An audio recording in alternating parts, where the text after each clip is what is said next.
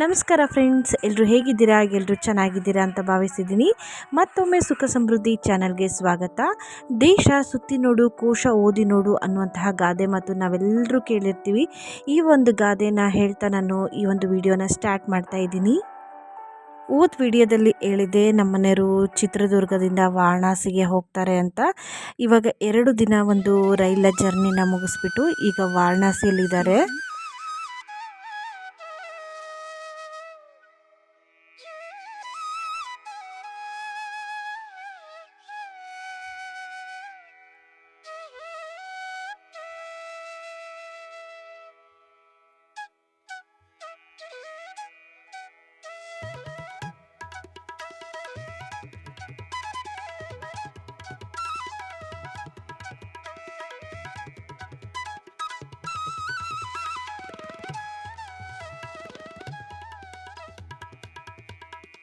Friends, ಇವರು ಯಾವ ರೀತಿ ಪ್ಲ್ಯಾನ್ ಮಾಡಿದ್ರು ಅಂದರೆ, ಇವರು ಚಿತ್ರದುರ್ಗದಿಂದ ವಾರಣಾಸಿಗೆ ಪ್ಲ್ಯಾನ್ ಮಾಡಿದರು.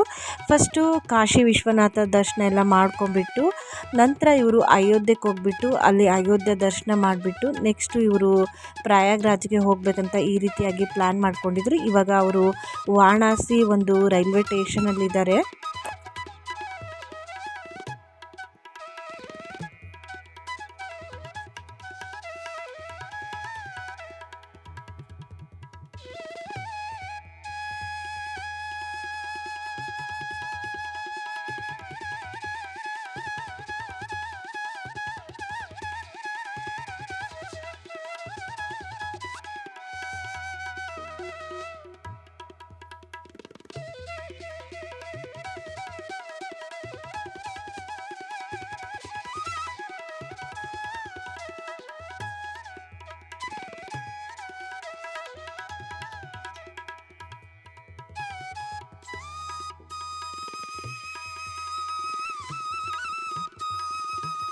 ಇವರು ಇವಾಗ ನಮೋ ಘಾಟಲ್ಲಿದ್ದಾರೆ. ಇದು ವಾರಣಾಸಿಯಲ್ಲಿ ಅತಿ ದೊಡ್ಡದಾದಂತಹ ಘಾಟು.